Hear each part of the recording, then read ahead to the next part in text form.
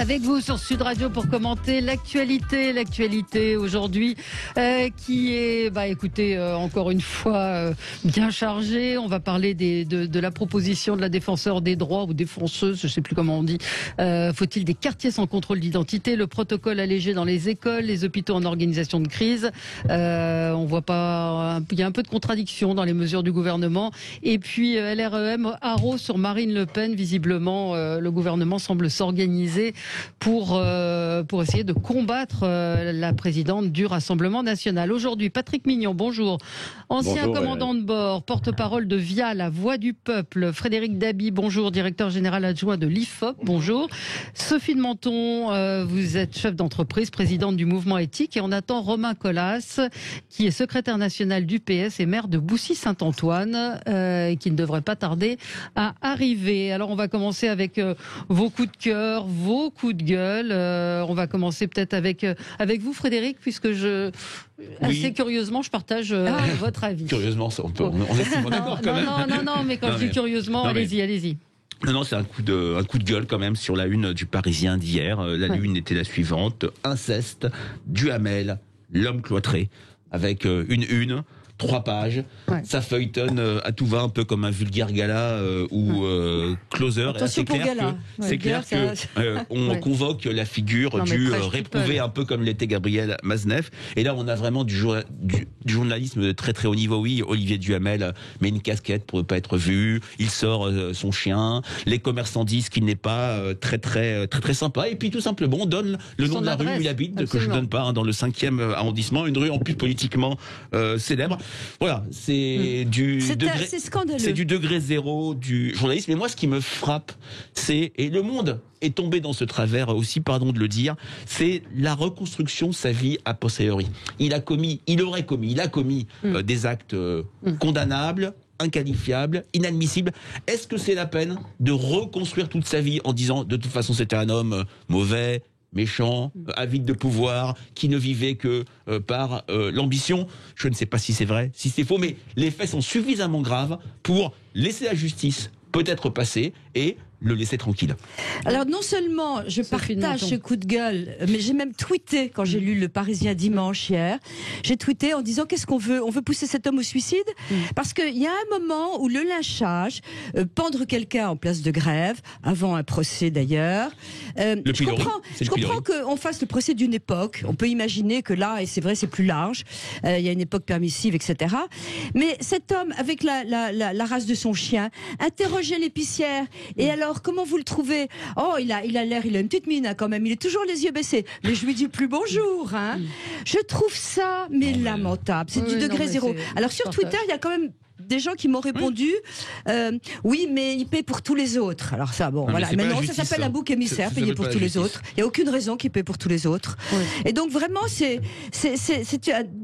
discréditer la presse que de faire des choses comme ça. Oui, moi je partage. Je suis la première à être très virulente sur toutes les agressions sexuelles et très intransigeante, mais je trouve que ça n'a rien à voir. Et effectivement, j'ai été très étonnée que le Parisien fasse ce genre de une et ce genre d'enquête qui effectivement n'apporte rien, va effectivement donner l'adresse d'un homme. Enfin, je trouvais ça assez minable aussi. Il peut se faire d'ailleurs avec un barge ou des gens haineux, etc. S'il a un accident, le Parisien est responsable. Une réaction, Patrick Mignon ?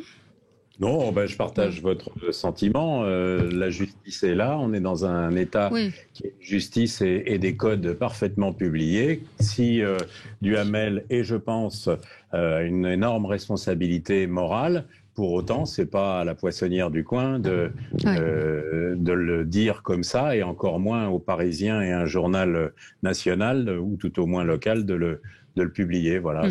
Je suis d'accord avec vous, il n'y a rien d'autre à dire. C'est minable dans tous les sens. Ça n'a absolument rien à voir, mais j'ai souvenir du titre du livre de Simon Wiesenthal, le chasseur de nazis dans les années 90. Son livre sur sa vie très tourmentée, très tragique, s'appelait « Justice n'est pas vengeance ». Oui, absolument. Romain Colas, c'est très juste ça. Oui, bonjour. Bonjour, vous nous avez rejoint. Oui, je suis désolé, j'ai eu un petit accident, je suis privé de main droite provisoirement et ça me ralentit considérablement mes mouvements. Ah oui, ça, surtout si vous êtes droitier. Évidemment, sinon c'est pas drôle. Un mot sur cette une du Parisien d'hier ? Pour vous dire les choses franchement, je suis un lecteur quotidien du Parisien. Ouais. Oui, moi aussi d'ailleurs. C'est le rituel d'ailleurs de beaucoup d'élus de la banlieue parisienne comme moi que de commencer sa journée en lisant le Parisien. Je l'ai pas ouvert hier. Ah, d'accord. Très franchement, je suis très heureux évidemment que les paroles de victimes se libèrent, que la société soit bien moins fasse preuve de moins de mansuétude coupable qu'elle ne le fut à une époque à destination des pédocriminels. Mais je suis toujours gêné avec le lynchage. J'ai un problème de fond avec ça, donc j'ai pas ouvert le Parisien hier, et je crois que j'ai bien fait en vous écoutant. Romain, alors vous, on va passer à quelque chose un petit peu plus joyeux, un coup de cœur. Oui, un vrai coup de cœur parce que grâce au 15 de France, j'ai passé un excellent moment hier après-midi en regardant le match contre l'Irlande. Je suis pas du tout un spécialiste de rugby, mais j'adore l'ambiance du rugby. Je suis pas le top 14, mais j'ai eu le plaisir à une époque où c'était autorisé d'aller dans des stades, voir des matchs des 6 nations. C'est une ambiance tout à fait particulière. Ça faisait très longtemps que la France n'avait pas le vent en poupe, le 15 de France, et là on sent que le travail mené par Galtier autour de cette équipe de jeunes là, puisqu'on a la moyenne d'âge c'est 24 ans, commence à payer, et on a un 15 de France que je trouve enthousiasmant et grâce auquel j'ai passé hier, et c'est suffisamment rare pour être souligné dans la période, un agréable moment.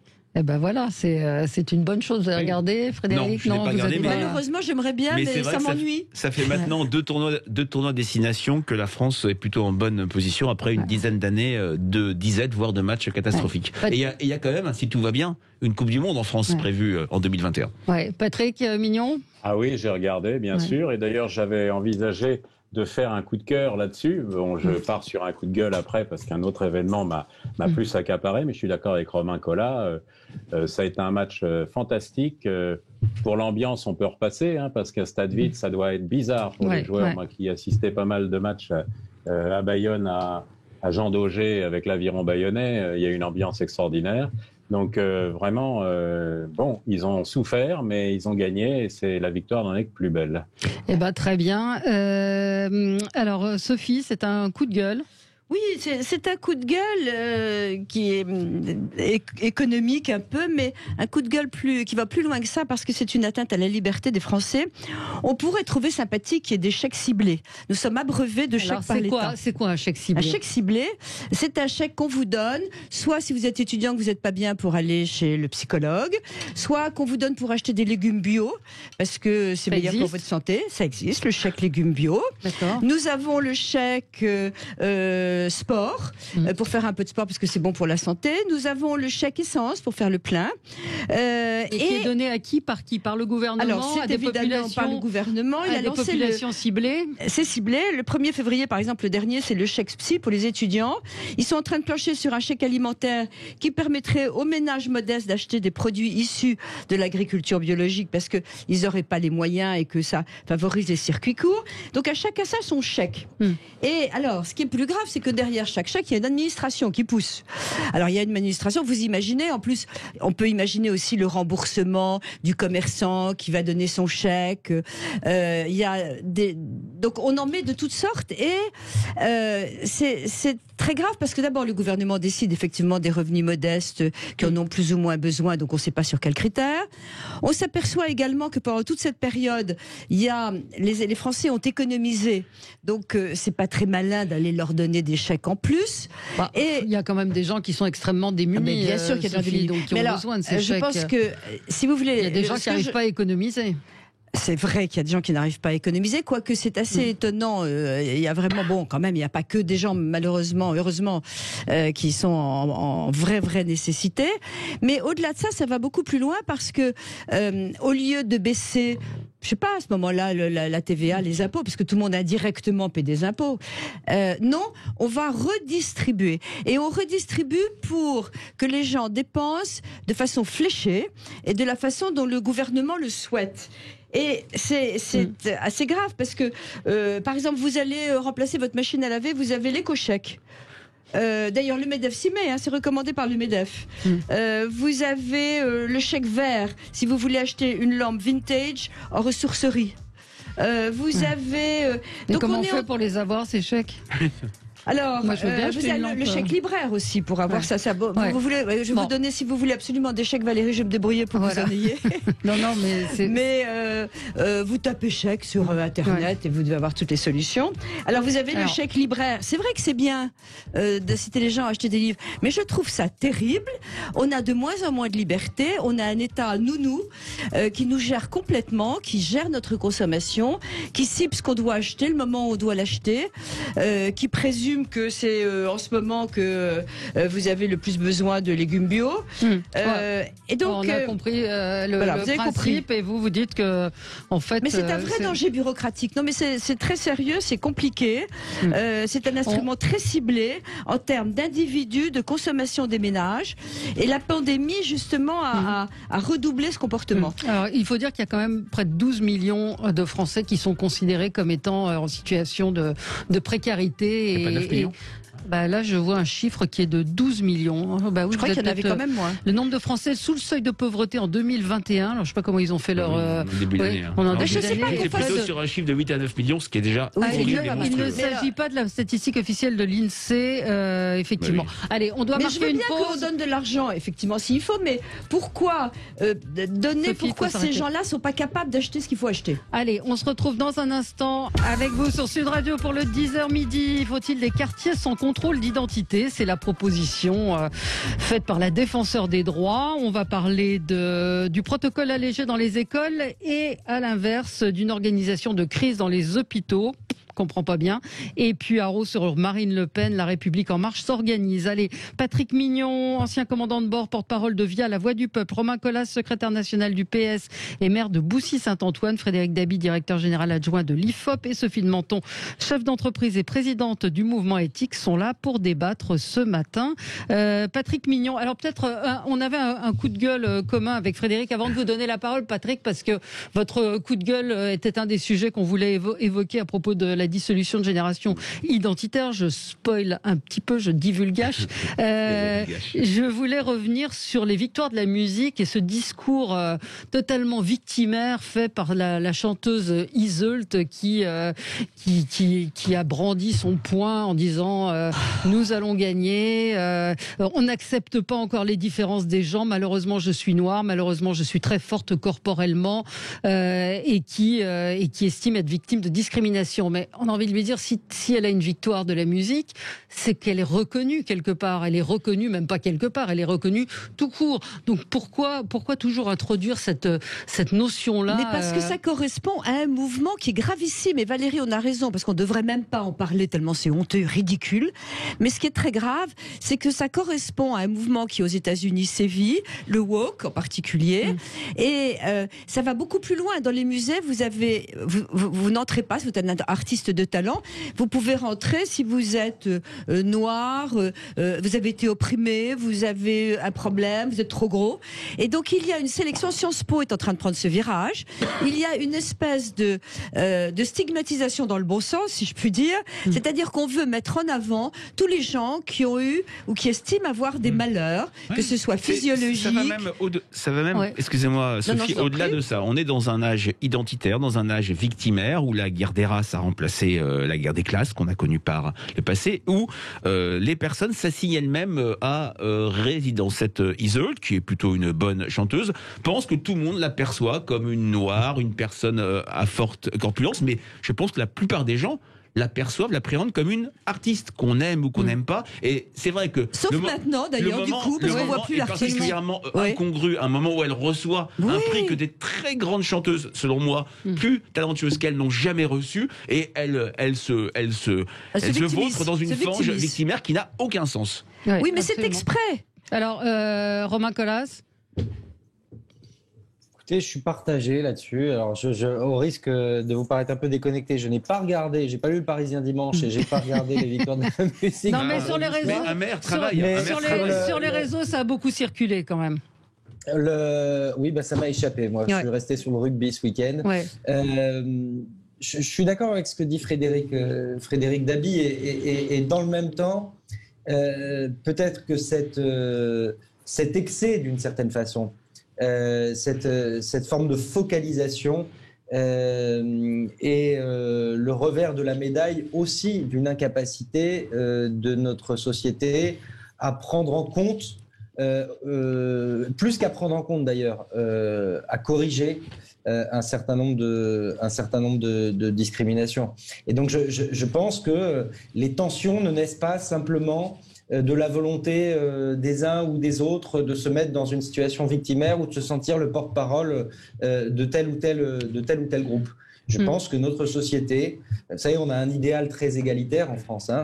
C'est cette notion d'égalité est d'ailleurs inscrite dans notre devise républicaine, et il y a toujours eu un décalage plus ou moins fort selon les groupes, selon les minorités, entre cet idéal républicain proclamé et la façon dont c'était vécu. D'ailleurs, ça recoupe le sujet que vous vouliez aborder ensuite, qui est celui des contrôles d'identité. Je pense qu'on bascule effectivement à bien des égards dans un excès. Je ne sais pas si on peut le qualifier de victimaire, en tout cas d'exacerbation d'un certain nombre de tensions, où peut-être qu'on focalise trop l'attention sur un certain nombre de comportements qui, fort heureusement, demeurent minoritaires, même s'ils sont ancrés dans notre société. Mais dans le même temps, il y a des problèmes de fond dans la société française qu'on n'a jamais réussi à régler. Voilà. Mais c'est la manière de le faire et de s'exprimer. C'est-à-dire que elle peut faire passer ce message, qui est d'ailleurs assez complexe visiblement dans sa tête, parce qu'on n'a pas tout compris ce qu'elle voulait dire exactement, mais elle a reçu la victoire féminine de l'année. S'il y avait un ostracisme de la révélation de l'année, pardon, elle ne serait pas là. Le chemin est certainement difficile, effectivement, mais pourquoi être dans l'agressivité? Je sais pas, Patrick Mignon. Oui, écoutez, moi je pense que cette victimisation et ce côté victimaire l'emporte surtout. C'est-à-dire qu'effectivement on peut souhaiter, moi je la connais pas, je sais pas, je savais même pas qu'elle était noire, obèse, peu importe. J'espère qu'elle a eu cette victoire de la musique parce qu'elle est bonne chanteuse. Maintenant, si elle l'a obtenue parce qu'elle a d'autres conformations, c'est-à-dire sa couleur de peau, c'est ce qui va arriver. Sa corpulence, ça diminue la valeur des victoires en question. Donc c'est complètement ridicule. Moi, j'en ai un peu assez de cette société où on se victimise, où on s'assigne à une identité, où on fait tout ça parce qu'on espère recueillir sur soi une majorité de suffrages. Ce qui compte, c'est la qualité intrinsèque des personnes, ni leur aspect extérieur, ni tout cela. Voilà, pour moi, c'est très clair.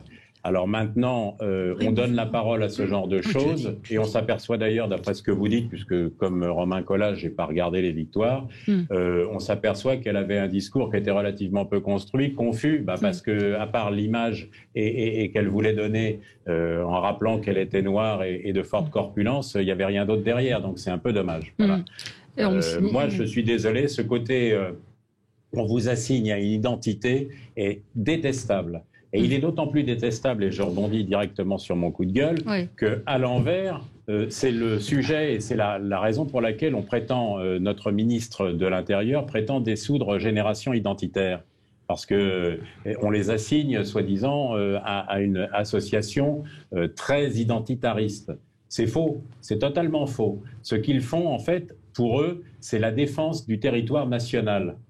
Alors, Monsieur Darmanin prétend vouloir dissoudre et va certainement réussir à dissoudre cette association, dont je rappelle que heureusement elle est défendue par Maître Goldnadel et qu'il a fait valoir à juste titre qu'ils n'ont jamais commis ni de dégradation, ni de violence à personne ou sur des objets, ni quoi que ce soit de tel. Et Darmanin le fait uniquement par compensation de la dissolution de Baraka City, qui n'est pas du tout le même genre d'association, qui est plutôt avec un discours de haine, et la fermeture temporaire de la mosquée de Pantin. Donc moi, je considère que c'est une faiblesse du ministère de l'Intérieur que de vouloir faire ce genre d'équilibre, parce que, vous vous souvenez, c'était dans une émission précédente, peut-être pas la précédente, mais celle d'avant, où j'avais dénoncé l'attitude de la LDNA, la fameuse Ligue de défense noire africaine de monsieur Igunchi quelque chose. J'attends encore que cette association soit dissoute, d'accord ? Donc moi, je considère que Génération Identitaire ne devrait pas être dissoute parce qu'ils ont le droit de manifester leur opposition au franchissement illégal de la frontière par des clandestins aidés par des passeurs. Et point à la ligne, il n'y a rien d'autre à dire là-dessus. Ou alors, il faut qu'il dissolve toutes les autres associations qui encombrent les prétoires avec des motifs divers et variés. Je fais référence au MRAP, à la LICRA, à la Ligue des droits de l'homme, à SOS Racisme. Je fais référence à toutes ces associations qui encombrent nos prétoires sous des motifs qui leur permettent d'ailleurs de toucher grassement des amendes que leur versent ou que leur attribuent, ou des dommages et intérêts que leur attribuent les tribunaux. Moi, je pense qu'on va vraiment, on marche sur la tête dans ce pays à ce niveau-là. On ferait bien d'arrêter d'avoir ce genre de classement d'identité dans les boîtes. On est tout à fait, comme l'a dit Frédéric Dabi ou Sophie de Menton, je me souviens plus, dans la droite ligne du racialisme américain et de cette dérive complètement délirante. Et je renvoie d'ailleurs à un film extraordinaire sur l'université d'Evergreen aux États-Unis, dans l'État de Washington, non pas Washington DC à l'est, mais l'État de Washington au nord-ouest. Regardez, ça vaut le coup, ça fait froid dans le dos. Alors on va y revenir parce que je pense que Romain Colas, vous allez réagir. Je précise que c'est sous le motif d'un discours de haine assumé et d'une organisation en milice privée que le ministre a engagé cette procédure de dissolution. On y revient dans un instant, 0826 300 300 si vous voulez réagir. À tout de suite. Avec vous sur Sud Radio pour le 10h midi, on va parler de ces quartiers sans contrôle d'identité que souhaiterait voir apparaître la défenseur des droits, le protocole allégé dans les écoles, les hôpitaux en organisation de crise. Où est la logique? Et Marine Le Pen, haro sur Marine Le Pen, la République en marche s'organise. Je voudrais quand même qu'on reste un peu sur Génération Identitaire. Qui va avec Marine Le Pen d'ailleurs. Oui, c'est une association. C'est une façon de lutter contre. C'est politique, ça. Romain Colas. Sur la dissolution engagée par Gérald Darmanin de Génération Identitaire, c'est une association qui assume très franchement son inspiration d'extrême droite. C'est une association. C'est pas interdit par la loi jusqu'à maintenant. Non, l'extrême droite, c'est pas interdit par la loi.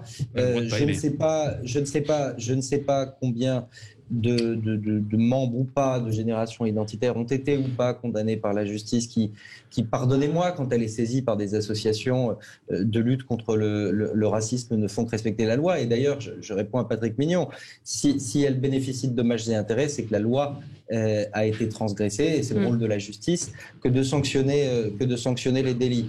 Donc pour vous dire les choses franchement, je ne connais pas l'intégralité des motivations de droit, parce que moi je suis attaché à l'état de droit.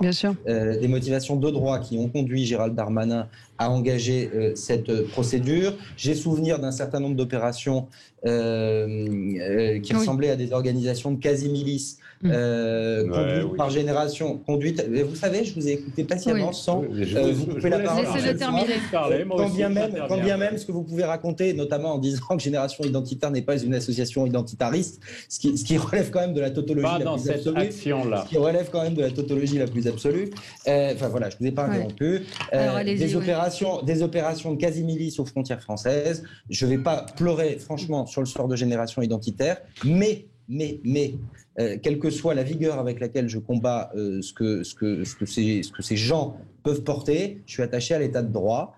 Il se trouve qu'un avocat extrêmement conservateur, mais c'est son droit, voire ultra-conservateur, William Goldnadel a fait le choix de défendre cette association. Elle va rester en justice et la justice se prononcera. Et je ne considérerai pas, cher Patrick Mignon, qu'à ce moment-là, Génération Identitaire encombrera les tribunaux, mais qu'elle agira comme n'importe quel justiciable. Voilà, que la justice passe. En attendant, franchement, c'est pas mon sujet premier de préoccupation que de savoir ce que va devenir Génération Identitaire. Non, le ministre de l'Intérieur, je cite Maître Goldnadel, le ministre de l'Intérieur en est réduit à considérer que la critique radicale de l'immigration illégale serait raciste et xénophobe et que désespérer de l'impuissance de l'État le serait tout autant. Alors peut-être je vous redonnerai la parole, Patrick Mignon. Non, je suis un peu sur la ligne de ce que vient de dire Monsieur Colas. C'est vrai qu'il faut laisser la justice faire son travail. La demande de dissolution ne va pas automatiquement conduire à la dissolution. Moi, je vois que la fameuse tenaille identitaire qui avait été théorisée par le politologue Laurent Bouvet est complètement là. Les Français serait dans un sens pris en otage entre des associations islamistes dangereuses. Vous citiez tout à l'heure, Monsieur Mignon, Baraka City, et de l'autre, je les renvoie peut-être dos à dos, Génération Identitaire, qui commet des actes illégaux lorsqu'ils occupent un chantier pour une mosquée. C'est un acte illégal. Lorsqu'ils veulent faire justice eux-mêmes en empêchant des migrants de rentrer par telle ou telle frontière, ils ont le droit d'être contre l'immigration. Ils ont le droit de vouloir que des migrants entrent, mais ils n'ont pas à se faire justice eux-mêmes. Ils n'ont pas à intervenir. La crise d'une institution, la crise d'une démocratie, c'est quand il y a une perte des missions et des rôles des principaux groupes ou segments de la population. Ouais. Ils ne font pas justice eux-mêmes, cher Frédéric Dabi. Faire justice, c'est prononcer un jugement, comme l'a fort justement rappelé Romain Collat. Et moi, je suis aussi attaché à l'état de droit. Attendons. Oui, moi, ce qui m'ennuie... Attendez, Sophie, si vous permettez. Simplement, il concourt, comme tout citoyen doit pouvoir le faire, au respect de la loi, et tout citoyen français est même autorisé par le Code à porter assistance aux représentants des forces de l'ordre ou à dénoncer ou à faire connaître à la force publique les infractions qui sont commises par rapport à la loi qui existe. Mais le mode opératoire n'est pas très glorieux. Mais si. Et alors dire que c'est une milice quand vous voyez des jeunes gens qui arrivent en Toyota avec des blousons de ski bleus, franchement, vous avez une notion de la milice, vous devriez aller voir dans d'autres pays dans lesquels moi je suis allé, où j'ai vu vraiment des milices à l'œuvre. Pour ce qui est de leur concours au respect de la loi, je rappelle qu'il y a une loi en France, c'est la loi sur l'intégrité territoriale. Il y a des frontières, le franchissement illégal de frontières est interdit et l'aide au franchissement illégal de frontières aussi. Et point à la ligne. Et donc, on peut appeler migrants des gens qui cherchent un avenir meilleur, c'est très bien, sauf que ce sont aussi, au regard de la loi, des clandestins. Donc, il faut avoir des noms adaptés aux personnes et aux situations. Point à la ligne, je ne vais pas au-delà et je ne suis pas en plus ni avocat, ni défenseur, ni même membre de Génération Identitaire. Et pour terminer, je réponds à Romain Collat. Effectivement, quand je dis que Génération Identitaire n'était pas en l'espèce et sur cette action-là identitariste, ce n'est pas un côté identitaire qu'ils font valoir, c'est simplement le respect de l'intégrité territoriale là où l'État ne le fait pas. Point à la ligne. Et c'est une action politique et non pas une action de milice organisée ou de groupe de combat. Article du Code de la sécurité intérieure sur lequel se fonde M. Darmanin en son paragraphe 6. De toute façon, je peux dire un mot complètement Sophie, de toute façon, comme on l'a dit, il y a une action de justice, il y a un avocat qui défend l'association, donc on verra effectivement une fois que la justice sera passée. Sophie de Menton. Oui, je crois que je suis assez mesurée là-dessus, parce que je n'aime pas particulièrement, même pas du tout, l'extrême droite ni les extrémistes. Je ne comprends pas très bien tout d'un coup qu'on va dissoudre cette association qui au fond finalement tout d'un coup le mot identité et identitaire devient monstrueux. Ben non, il y a une identité de la France, il y a des Français, on l'a encore, et oui, et c'est pas le rejet des autres que d'être identitaire.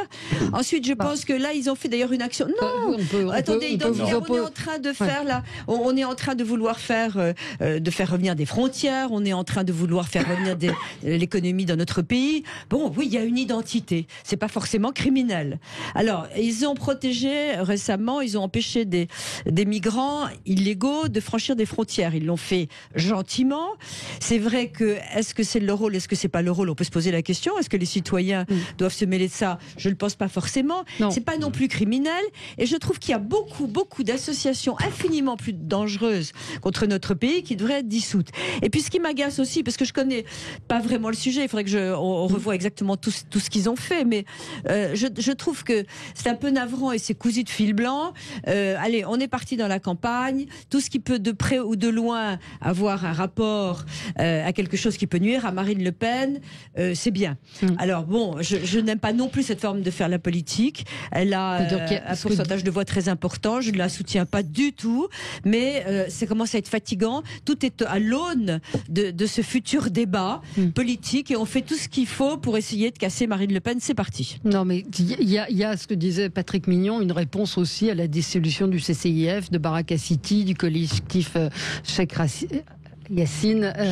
Voilà, donc c'est un peu une réponse politique aussi qui est apportée par Gérald Darmanin. C'est pas le rôle de M. Darmanin que de faire un équilibre de la balance. Je suis d'accord. Et en plus, vous dites tous qu'il y aura une décision de justice. Oui, je pense qu'il y aura une décision de justice, mais sachez quand même que sur le plan procédural, c'est d'abord et uniquement un décret pris en Conseil des ministres qui va prononcer la dissolution, et c'est contre ce décret seulement après que pourra intervenir effectivement une décision de justice. Donc de base, il y aura une dissolution qui aura eu lieu sur demande de M. Darmanin, et je ne vois pas que le gouvernement la lui refuse.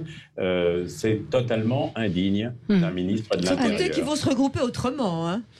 Oui, ça c'est encore un autre débat. Allez, on va peut-être marquer une pause. On se retrouve dans un petit instant. On a pas mal de sujets sur le feu. À tout de suite. Avec vous sur Sud Radio, ensemble jusqu'à midi. Alors, comme on a Frédéric Dabi avec nous, on va en profiter pour faire de l'analyse politique. C'est vrai que le débat Marine Le Pen, Gérald Darmanin, qui d'ailleurs n'a pas intéressé grand monde jeudi soir sur France 2, marque une forme d'organisation peut-être du gouvernement pour essayer de contrôler Marine Le Pen, qui remonte dans les sondages. On l'a vu, on en a parlé la semaine dernière. Vous dites que c'est pas une bonne stratégie et que vous craignez une très forte abstention aux prochaines élections. C'est dans 1 an et demi, il faut bien le dire. Déjà, on est dans un cycle, Valérie, abstentionniste. Il se passe quelque chose jamais vu en France sous la Ve République depuis la présidentielle, c'est qu'à chaque scrutin, le premier parti de France, le parti majoritaire qui a dépassé 50%, c'est des personnes qui ne sont pas allées voter aux législatives de juin 2017, aux européennes de 2019 et aux municipales de mars et juin dernier. C'est vrai que dans toutes les enquêtes, et je fais référence à la dernière IFOP fiduciale pour Sud Radio et le JDD du mois de novembre, où on avait testé 11 scénarios de premier tour, quel que soit le scénario, nous avons en 1 Emmanuel Macron, en 2 Marine Le Pen ou inversement.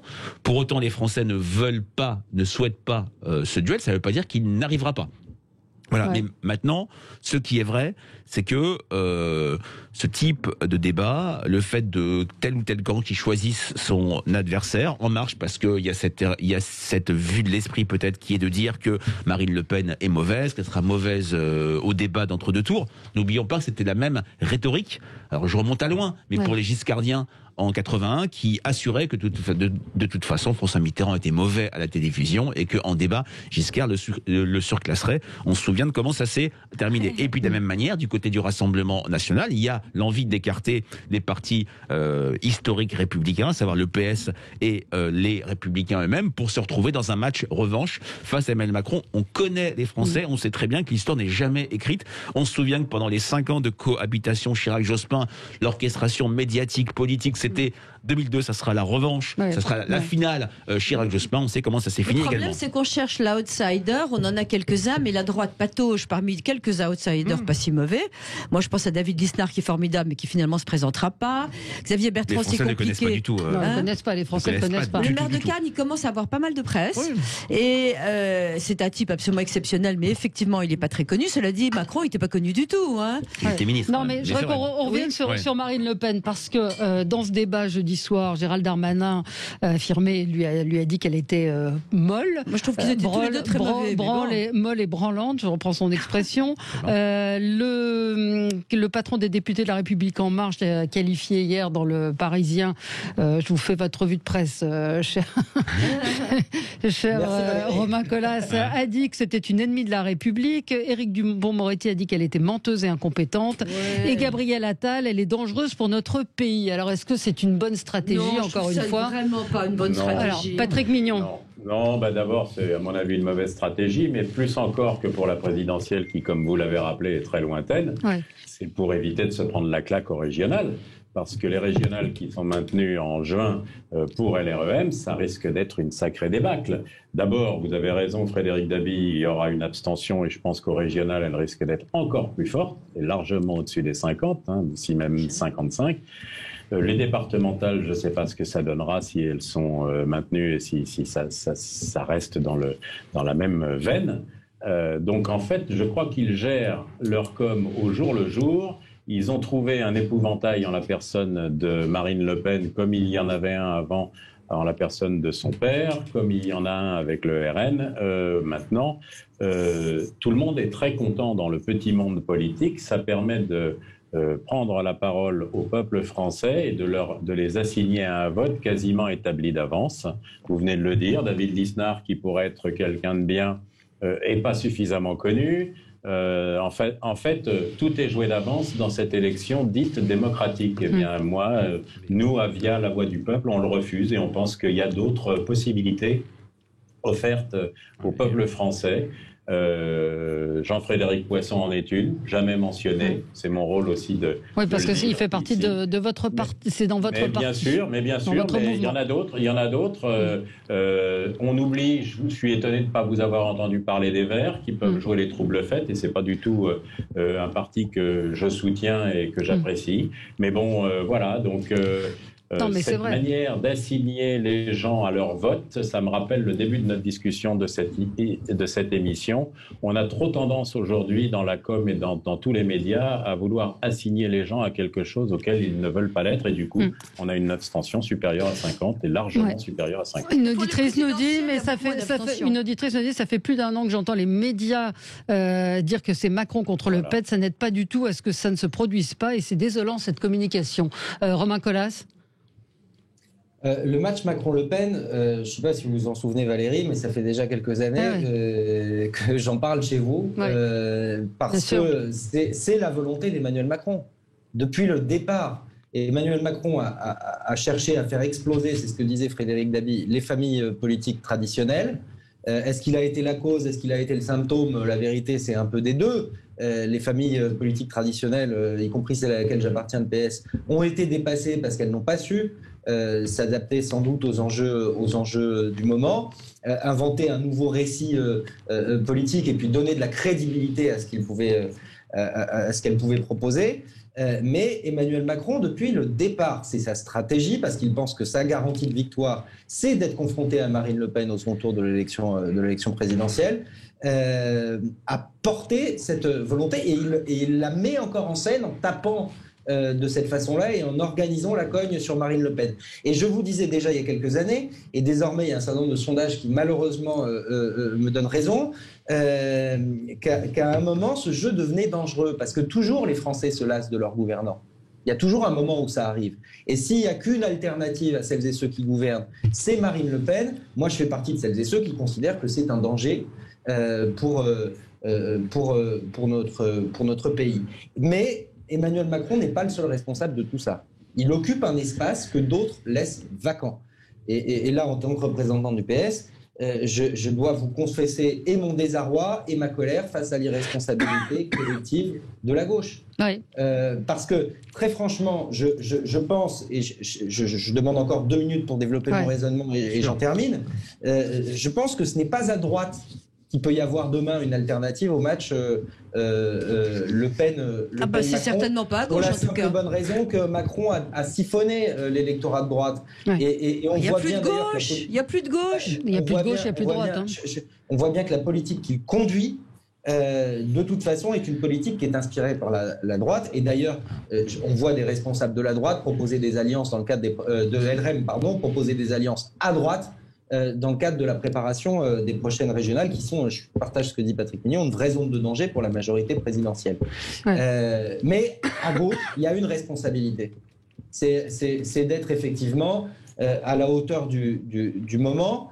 La gauche, je ne dirais pas comme Sophie de Menton à l'instant qu'elle n'existe plus. La vérité, c'est qu'elle est éclatée façon puzzle. Et Frédéric Dabi confirmera ou infirmera ce que j'ai à dire. Il existe un bloc qui est au moins dans les intentions potentielles de vote, s'il était rassemblé, au moins aussi fort que Macron et Le Pen, qui est le bloc social-démocrate écologiste. Mais je suis désespéré parce que les autres familles que le PS, dont vous avez compris que depuis quelques mois, d'ailleurs certains lui en font le reproche, essayent d'être responsables pour 1, pour 2, pour 3, dans la nécessité de l'union de la gauche et des écologies. Le PS est bien seul sur ce chemin-là. Et c'est la meilleure façon pour la gauche, si elle est irresponsable, d'accompagner l'émergence de ce match qu'on nous dit comme inéluctable. Le problème, c'est qu'on ne sait plus ce que c'est que la gauche, et c'est pas d'ailleurs une critique, parce que moi j'aimerais bien qu'il y ait une gauche d'ailleurs qui évolue, qui soit capable de prendre en compte les évolutions de l'économie, de la mondialisation, des Verts, et on dirait qu'il n'y a pas de réflexion à gauche et que personne ne s'y met. C'est resté une vieille idéologie finalement, la gauche. Et moi j'aimerais bien une gauche ouverte, etc. D'ailleurs Macron, qui était supposé être à gauche, aurait pu jouer ce rôle. Le problème, c'est qu'on sait plus. Alors, Frédéric, ce qu'il ne faut pas oublier, est-ce qu'il y a une alternative Ce que vous aimez, chère Sophie Dumontant, c'est quand la gauche devient de droite. Hein. Ah bah ça c'est votre débat, c'est un débat classique. Mais ce qui est assez intéressant, est-ce qu'il y a une alternative, un réceptacle au mécontentement à l'égard du président Macron, qui est structurellement impopulaire, il faut le dire, même s'il a un socle important. Moins que les autres, non ? Oui, à gauche et à droite. Moi, ce qui me frappe, c'est qu'il occupe un espace central. Il a dans toutes nos enquêtes, il faut fiducial pour Paris Match et Sud Radio. En gros, il reprend 3/4 de son électorat de 2017, quand François Hollande en prenait à peine 45% et Nicolas Sarkozy à peine plus. Il séduit un sympathisant de droite sur 2 et, il ne faut pas oublier, pardon de le dire, monsieur Colas, un sympathisant de gauche sur 3. Parce que ces électeurs de gauche sont peut-être mécontents, mais ils ne trouvent pas d'alternative. Ils ne trouvent pas de réceptacle, mais c'est vrai qu'il y a un bloc à gauche dans notre enquête annuelle pour l'humanité. On a en gros 40% des Français qui se situent à gauche sur un axe gauche-droite. Est-ce que c'est le centre ? Le centre, c'est l'espace central que veut occuper Emmanuel Macron. Et c'est vrai que pour l'instant, la division de la gauche est très préjudiciable. Et je me souviens d'un dessin dans les années, au début des années 80 où on voyait Giscard d'Estaing serrer la main à Georges Marchais en disant « je compte sur vous » à la présidentielle. On peut dire que Jean-Luc Mélenchon est d'une certaine manière un allié objectif, ça va faire hurler sur les réseaux sociaux, mais je le pense quand je vois les enquêtes, pour une réélection d'Emmanuel Macron et l'émergence, plutôt l'impossibilité de voir émerger un bloc social écologiste qui pourrait peut-être pas concurrencer, mais qui aujourd'hui pèse entre 15 et 18% d'intention de vote. Oui. Et peut-être qu'aussi, si on avait une droite de l'autre côté qui soit moins... Absolument. Freinée dans le retour à ce qu'elle était initialement, c'est-à-dire une droite conservatrice, mais ça n'est pas péjoratif dans ma bouche, c'est au contraire une qualité de conservatisme de tradition qui n'a rien à voir avec des positions réactionnaires, passéistes, figées et autres. Ça peut être très dynamique et c'est d'ailleurs ce que nous proposons. Si on avait une droite qui soit un peu plus ouverte à ce genre de choses plutôt que de rester de manière obtuse sur son monolithe qui est censé représenter LR et l'ex-UMP, eh bien, ça serait peut-être un autre paysage politique qui fonctionnerait peut-être un peu mieux. Possible. Allez, on va changer de sujet. Peut-être qu'on va marquer une pause maintenant. Ça nous laissera un petit peu plus de temps. On se retrouve dans un instant avec vous sur Sud Radio jusqu'à midi. On va revenir sur les différentes annonces du gouvernement et cette question: la France est-elle prête à surmonter une possible troisième vague avec des variants anglais qui sont de plus en plus présents sur le sol français et de plus en plus contaminants? Les hôpitaux, cliniques et agences régionales de santé ont reçu hier, via la Direction générale de la santé, une circulaire dans laquelle il leur est demandé de se réorganiser au plus vite. Donc ça veut dire reporter des opérations parce qu'on ne peut pas faire face. Alors c'est vrai qu'il y a une baisse des contaminations depuis bientôt 2 semaines, mais de l'avis des médecins, c'est un petit peu tôt pour crier victoire et surtout pour en tirer un quelconque enseignement. Et puis dans le même temps, donc le gouvernement a annoncé lever le dispositif qui avait été mis en place dans les écoles. Bon, ça tombe bien parce que c'est les vacances scolaires, donc on va bientôt, il y aura plus beaucoup d'écoles ouvertes, mais on a un petit peu de mal à comprendre que d'un côté on nous dise que la situation s'aggrave et de l'autre on n'en fasse pas plus. Alors pour une fois j'ai été très sévère parce qu'on a été si mauvais sur les masques dans les entreprises, sur les tests dans les entreprises surtout, alors que je me suis battue et que c'est encore des boîtes privées qui installent y compris les centres de tests, les boîtes privées qui font uniquement le management. Bien sûr, c'est pas nous qui achetons les vaccins, mais il faut relativiser tout ça. On a compris maintenant qu'on en avait pour 2 ans au moins de ces virus. C'est clair. Je veux dire, il va pas être éradiqué comme ça. Donc, on va vivre un peu avec. On est en retard sur les vaccins. Et là, malheureusement, c'est plutôt la faute de l'Europe et des labos et que le gouvernement français n'y peut pas. Je trouve qu'il a pris un risque très fort, le président, en disant tout le monde sera vacciné cet été. Je pense que c'est pas possible. Et il faut que le pays continue à vivre. Il va falloir, même s'il y a des variants anglais, qu'on ouvre des musées, parce que c'est pas là que le variant anglais va. Si on y va très peu si on est testé avant, ce qu'on a proposé, testé avant, on va dans un musée très peu nombreux, etc. Donc on est dans une stratégie de vivre avec, et je trouve ça intelligent. Alors, ça ne veut pas dire qu'il faut faire n'importe quoi, loin de là. Même vacciné, il faudra garder des gestes barrières, même vacciné, parce qu'on peut être porteur. Ce variant anglais, il va arriver en France. Parce que il est plus fort que l'autre variant. Et médicalement parlant, on sait que quand un variant est plus fort que l'autre, il bouffe l'autre. Le virus est un animal. Il est bouffé par le plus fort. Donc on va avoir ça. Il faut quand même se rappeler que 99,70% des gens qui ont eu le Covid vont bien, merci.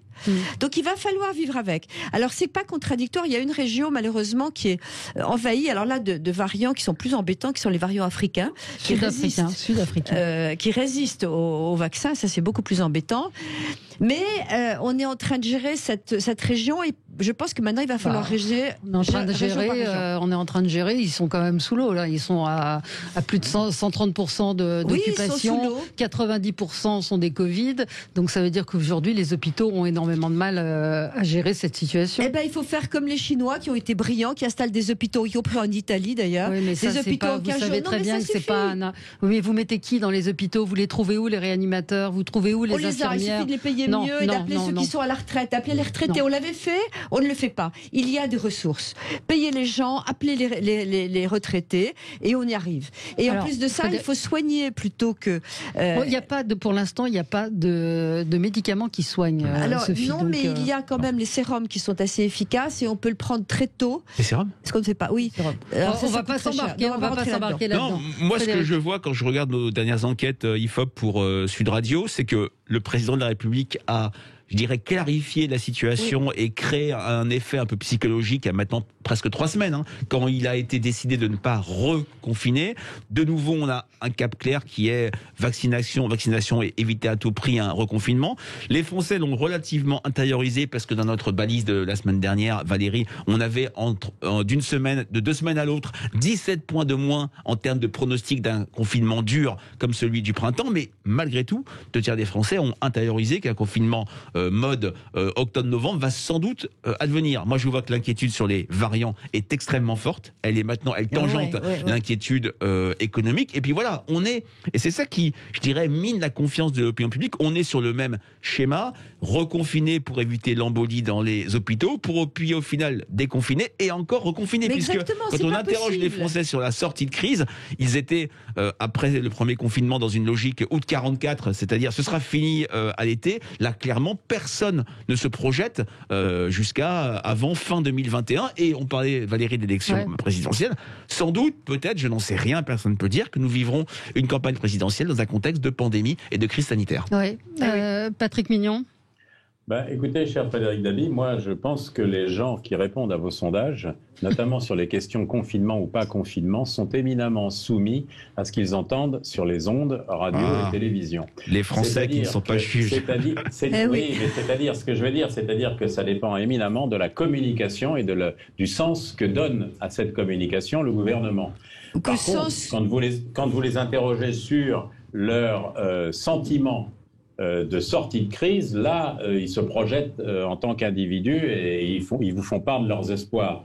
Mais on ne voit pas d'espoir, malheureusement, mon cher Patrick. On ne voit vraiment pas d'espoir sur la sortie de crise. Non, mais je suis d'accord. Leurs espoirs ou leur manque d'espoir. On est d'accord. Leurs espoirs négatifs.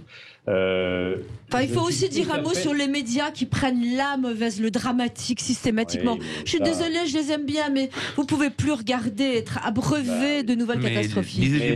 Mais par contre, je suis d'accord avec Valérie quand elle dit que on ne fait pas ce qu'il faut au niveau, et Sophie d'ailleurs, on ne fait pas ce qu'il faut au niveau des réanimateurs, des respirateurs, des personnels, des structures, etc. On nous avait promis 12 000 lits. On est passé de 7 000 à 5 500 et tout le monde l'oublie. Alors, je veux bien qu'il y ait des difficultés, mais comme vous l'avez rappelé, cette maladie fait 0,3% de morts, ce qui est toujours beaucoup trop, et navré pour ceux qui sont effectivement décédés ou qui vont décéder de cette maladie.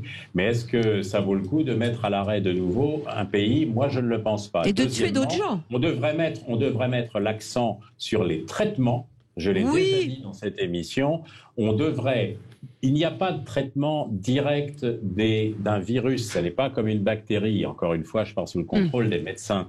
Mais moi, je considère qu'il y a des traitements qui ont été proposés. On peut dire qu'ils marchent ou qu'ils ne marchent pas, peu importe. Il faut regarder les résultats. Peu importe. On met pas beaucoup le traitement. On met pas beaucoup l'accent sur ces traitements, je trouve. Et là, vous nous dites, Valérie, que dans les régions où ils sont sous l'eau... Oui, parce qu'il n'y a pas de preuve que ces traitements marchent. Non, mais il y a en fait un vaccin. Le vaccin, c'est mieux qu'un traitement, les amis, quand même. Qui est plus faible. Et vous nous dites que dans les régions où ils sont sous l'eau, eh bien, ils vont fermer ils vont décaler des rendez-vous. Mais pas que dans ces régions-là, partout. Ça veut dire qu'on va retomber dans la situation de mars où des gens vont décéder de non-traitement sur des maladies ou des pathologies graves, cardiaques ou cancer ou autres. Et c'est une catastrophe pour le c'est bien pour ça. C'est bien pour ça qu'il faut limiter la propagation du virus. C'est bien pour ça qu'il ne faut pas que les hôpitaux soient sous l'eau. On ne peut pas confiner les gens, Valérie. C'est pire après. C'est pire après. Il faudrait juste qu'on ait aussi des vaccins. Romain Collas, comment ça se passe chez vous? Rendez-vous en mai, les vaccins. Comment ça se passe chez vous pour la vaccination? Faites-nous un point. Difficilement, pour vous dire les choses très franchement. L'État a souhaité, par l'intermédiaire du préfet de mon département de l'Essonne, pour le territoire qu'est le mien, implanter 2 centres de vaccination. Donc j'ai 2 centres qui sont pas très très loin de ma commune, l'un qui est à 4 km, l'autre à 10. Mais les rendez-vous arrivent au compte-gouttes. Les compte-gouttes sans mauvais jeu de mots. C'est en fonction de l'arrivée des gouttes de sérum pour pouvoir vacciner. Donc très objectivement, grâce à l'engagement des collectivités locales auprès de l'État, et là il n'y a pas de politique politicienne qui compte, les collectivités locales, dès lors qu'elles sont sollicitées, elles sont disponibles, elles font le boulot pour faciliter la mise en œuvre de la campagne de vaccination. Et de ce point de vue-là, le maillage dans notre territoire des collectivités locales, qui est souvent critiqué et qu'on compare bien souvent à un millefeuille, il donne la pleine mesure de son efficacité, de son utilité, dès lors qu'il s'agit d'être agile sur le terrain et de mettre en œuvre rapidement un certain nombre de solutions au bénéfice de la population. Mais on a le problème de la faiblesse du nombre de rendez-vous, qui est lié simplement à la faiblesse du nombre de doses. Donc tout ça va monter en puissance. Nous, on en est réduit aujourd'hui, les élus locaux, à inciter à la patience et donc à la prudence, au maintien absolu de la prudence, ceux de nos concitoyens qui seraient appelés parce qu'ils sont publics prioritaires à se faire vacciner, mais qui n'ont pas encore de rendez-vous. En tout cas, il n'y a pas d'esprit polémique chez les élus locaux aujourd'hui. Il y a une disponibilité. Ce qu'on veut, c'est des doses et pouvoir les administrer le plus rapidement possible. Moi, je reconnais tout à fait. Je suis aussi dans l'Essonne que, quelle que soit la couleur politique de la municipalité, toutes les municipalités font le maximum et heureusement. Tout à fait. Sinon, l'État aurait été complètement débordé. Heureusement aussi que certaines entreprises, Sophie de Menton, ont pris les devants pour les masques, parce que là, c'était bien assumé le débordement de tout ça. On est bien d'accord. Le problème, Valérie, c'est que vous parlez de la suite. Et vous semblez croire que le vaccin va éradiquer le problème. Mais avec tous ces variants, et comme on est face à des coronavirus, d'après ce que j'ai cru comprendre, eh bien, c'est des virus qui ont une particularité, une facilité de mutation importante. C'est comme la grippe, en fait.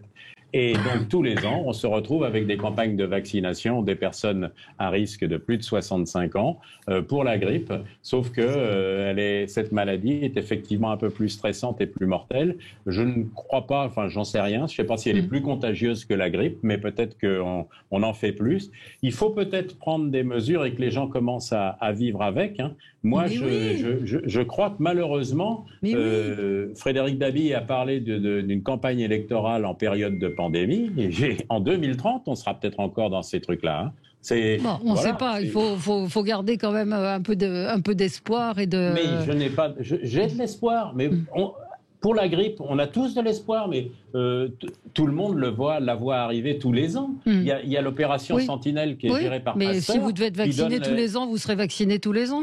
Bah oui, avec en plus des vaccins dont on n'est pas certain que... là, pour l'instant, encore une fois, les retours qu'il y a semblent être plutôt satisfaisants en ce qui concerne le vaccin Pfizer. L'AstraZeneca, ça a l'air d'être une autre histoire, Frédéric. Oui, je ne suis pas spécialiste. Non, c'est vrai que quand même, quand on interroge les Français, on a vraiment eu un mouvement d'opinion publique. Il y a eu une mauvaise interprétation des sondages du mois de décembre où il y avait peu de Français qui voulaient se faire vacciner. Oui, c'est fou. C'était déjà majoritaire chez les personnes âgées, mais c'était moins une défiance vis-à-vis du vaccin. On est comme le pays de Pasteur, qu'un certain attentisme. Et maintenant, l'équation vaccin moyen le plus sûr, même si j'entends ce que dit Patrick, de retrouver le chemin d'une vie normale, a quand même clairement fait sens dans l'opinion publique. Notre dernière enquête pour Sud Radio, on avait presque 2/3 des Français qui étaient favorables, 80% des personnes âgées. Alors, bien sûr, il y a ces craintes que les variants rendent certains vaccins inefficaces. Ce n'est pas le cas pour l'instant. Quand je vois l'expérience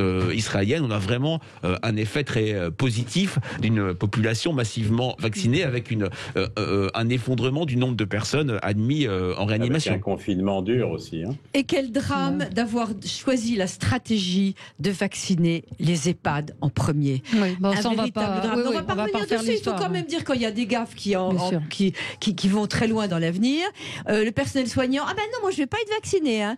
Alors que dans les EHPAD, on peut pas obliger les gens à être vaccinés. Eh ben, écoutez, si. Il y a un moment où c'est un devoir. Non, mais je suis désolée. Ou alors ils vont faire quelque chose d'autre. On peut pas avoir du personnel non vacciné chez des gens fragiles. Regardez, le personnel hospitalier est vacciné. Un mot sur le nouveau protocole sanitaire pour les écoles. Si 2 cas de Covid sont détectés dans une école dont un variant anglais, pas de fermeture de classe puisqu'il en faudrait 3. Donc tout ça change. Alors évidemment que c'est compliqué de prévoir. On ne connaît pas ce virus qui change, mais c'est vrai que dans les écoles, et on avait tout à l'heure un biologiste qui nous expliquait que la mise en place des tests salivaires semblait être de l'ordre de l'usine à gaz, c'est-à-dire pas assez de personnel pour aller faire les prélèvements, etc. Et vous savez pourquoi ? Je vais vous le dire. Dites-nous, Parce Sophie. que c'est le lobby des laboratoires et des pharmaciens qui a voulu que les tests soient dépistés en laboratoire, ce qui fait un encombrement terrible. Nous avons au sein là, c'était un laboratoire qui se plaignait du fait qu'il n'y avait pas suffisamment de personnel. Vous avez raison, mais parce que les lobbies ont voulu ça, mais les laboratoires indépendamment commencent à être complètement débordés. Et pour une analyse normale, il faut 3 semaines d'attente maintenant. Or, nous avons avec EasyCov, avec une entreprise du mouvement éthique, regardez si on pouvait faire des tests salivaires. Oh, c'est pas de la pub, alors là. Des tests salivaires dans nos entreprises, parce que ça allait vite, au retour des vacances. C'est quelque chose qu'on dépouillait. Il y avait une infirmière qui dépouillait exactement comme pour les tests antigéniques. Alors pourquoi ça n'a pas marché ? Parce que le lobby des labos au ministère de la Santé est très puissant et a décidé que les tests salivaires seraient détectés au sein des laboratoires. Vous pouvez demander à n'importe qui, c'est absolument la vérité. Vous nous refaites le coup de Big Pharma, Sophie. Hein. C'est exactement la même chose. Vous nous refaites le coup de Big Pharma, c'est la même chose pour les vaccins. On a l'impression et on a le sentiment qu'on met le paquet sur les vaccins parce que ça donne un espoir pour l'avenir. En réalité, pour ce qui est de la grippe, maintenant qui est bien établie, on a un vaccin qui arrive annuellement et on fait du traitement symptomatique par ailleurs. C'est pour ça que je disais tout à l'heure qu'il faut mettre maintenant le paquet sur les traitements. Les traitements, ne serait-ce que symptomatiques, hein, mais trouver des traitements qui aident les gens à passer le cap. Je pense que tout le monde de tomber dans la détresse respiratoire. Alors, Romain Colas, sur les écoles. Je trouve, sur les écoles, je vais y revenir si vous voulez, et puis mais sur cette histoire traitement versus vaccin, qui peut croire sérieusement qu'aujourd'hui, et je suis vraiment pas, vous l'avez compris, un soutien de l'actuelle majorité et du gouvernement, mais je crois pas qu'il y ait un gouvernement aujourd'hui qui ne souhaite pas sincèrement trouver les voies et moyens de sortir rapidement de la situation dans laquelle nous sommes. Donc moi, je suis très très loin des procès d'intention, des influences de tel ou tel lobby, même si je suis pas complètement naïf sur la capacité de conviction que peuvent avoir certains d'entre eux. Mais moi, je ne fais pas de procès d'intention à l'égard de celles et ceux qui nous dirigent, que ce soit au niveau national ou au niveau européen, parce que je crois que sincèrement, toutes et tous, au regard du coût humain, du coût social et du coût économique et budgétaire de tout cela, ont la volonté de sortir. Ce ne sont pas des procès, mais sont des erreurs. Alors laissez terminer. Je ne fais pas partie de ceux qui relativisent en revanche la gravité de la situation sanitaire. On dit c'est 0,3% de mortalité. Enfin, la vérité, c'est qu'il y a l'équivalent de crash à 530 tous les jours de personnes. Et ce sont des gens. Si on avait un avion qui se crachait tous les jours, ça ferait la une des journaux et c'est l'équivalent du nombre de décès quotidiens. Cher Romain Colas, puisque vous abordez dans notre pays. Attendez, laissez-le terminer. Si vous voulez bien. Sur la situation des écoles, la vérité, et là aussi je me garde de tout procès d'intention, c'est que le gouvernement, et en ce sens-là, il a tout mon soutien, fait tout pour qu'on garde au maximum les établissements scolaires ouverts. Et il le fait pour une raison qui est simple. Moi, j'ai pu le mesurer comme maire d'une petite commune de 8000 habitants. l'absence des élèves à l'école, et notamment des plus fragiles d'entre eux, parce que c'est toujours les mêmes qui payent l'addition, est dramatique. Ouais. Et moi, je ne relativise pas le sort de celles et ceux qui souffrent ou qui décèdent du Covid, mais dans le même temps, je me préoccupe du sort d'une génération, celle qui est sur les bancs des écoles, des collèges, des lycées, des facs aujourd'hui, qui risquerait d'être sacrifiée si on la contraignait à être trop éloignée. C'est tout à fait louable. Pour revenir simplement sur l'histoire des avions, n'oubliez pas que quand vous achetez un billet d'avion, le transporteur a une obligation de résultat qui est de vous amener entier à destination, ce qui n'est absolument pas le cas de la médecine, et notamment de la médecine préventive, qui n'a qu'une obligation de moyens. Bon, merci, c'est dit. Merci, ce sera le mot de la fin. On se retrouve demain. Très bonne journée sur Sud Radio. Dans un instant, André Berkoff.